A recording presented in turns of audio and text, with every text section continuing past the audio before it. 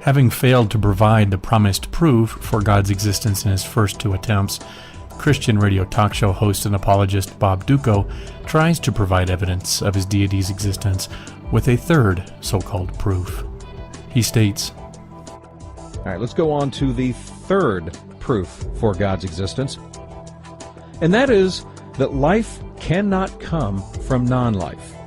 The concept of life from non-life is called abiogenesis, and the atheists certainly believe in abiogenesis. They believe that life somehow sprang into existence at some point billions of years ago on this earth in the ocean somewhere.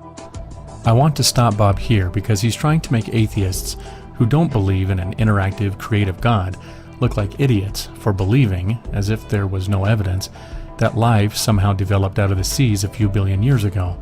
But he's apparently forgotten his biblical tale of creation. Sea creatures suddenly pop into existence from nothing, along with birds in the air, one sunny afternoon. The following day, land animals suddenly appear in the forests, jungles, and deserts. All these creatures are fully formed, male and female, ready to romp about, be fruitful, and multiply. Then, in the second chapter of this tale, a human male is made from dirt, while a human female is made from bone, taken from the human male's side. I fail to see any reason for Duco to sound so self-righteous regarding which scenario, abiogenesis following the natural laws of physics, chemistry, and biology, or the biblical tale of poofs and puffs, is more scientific. But let me allow him to continue. The problem is, that's not scientific, and I want to prove that to you. Science, by definition, is formulating an hypothesis or theory based upon observation, testing, or the ability to make predictions. That's what science is. No, that's not all that science is. Science is also about making rational inferences from available data. Here, let me allow Eugenie Scott from the National Center for Science Education explain. Evolution is an inference because a court of law is one in which you are very familiar with using inferential reasoning to come to decisions. And what you do in a court of law, looking at various sources of evidence to try to come to a conclusion about something that was not witnessed. Nobody was there to see that bank robbed, but we do have the bank robber and he's got the orange paste all over his fingers, and there's some other reasons to make you think that maybe this is the guy that did it, but nobody witnessed it, but you can still make very good inferences as to who robbed the bank. So folks, the scientists who do not believe that God exists and are holding on to this abiogenesis theory, this belief that life somehow sprang into existence, are doing so based upon strong inferences from the available data. are not being scientific. No, are doing so based upon strong inferences from the available data. But think about this. Life has never come into existence from non-life.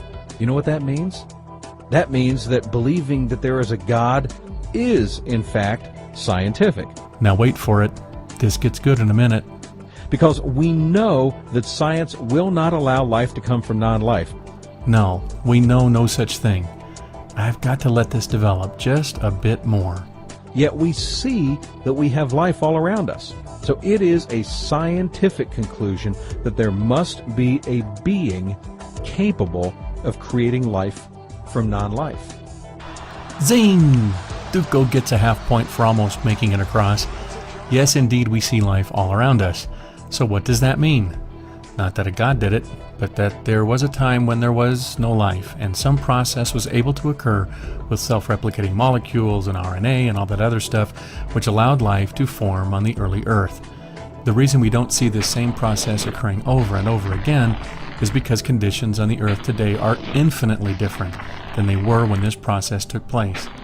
Also, life has had a chance to evolve, so anything re-evolving like it did billions of years ago stands a good chance of getting eaten up immediately by already existing predators. So some may ask, why can't scientists just recreate the conditions of the early Earth and design an experiment to reenact that first moment of life coming from non-life? Well, don't think they haven't tried, but no one is certain when that first life began, so it's difficult to know what the exact conditions were like in order to reproduce them.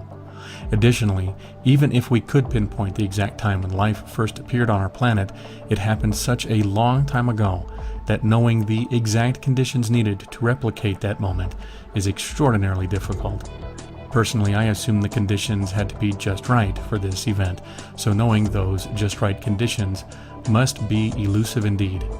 But did those conditions once exist? Well, given that we're here and that we can trace the evolution of life back many hundreds of thousands of millions of years, the chances that life did indeed come into existence at some time in the past are pretty good. But Duco wants to argue that because we can't currently replicate this event, then it didn't happen.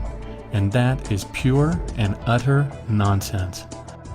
Duco was right earlier when he said observations are important in science. And what do we observe about life today? That it follows a natural process, natural laws, without any intervention by a supernatural being. So what can we infer from this? Simply that the first life on Earth followed a natural process, governed by natural laws, without any intervention by a supernatural being. Again, even if we are never able to replicate the conditions which existed that spawned the first life on Earth, that is no proof that a God exists. God can never be the best answer for our own ignorance. Unsupported belief is the opposite of knowledge and leads us nowhere.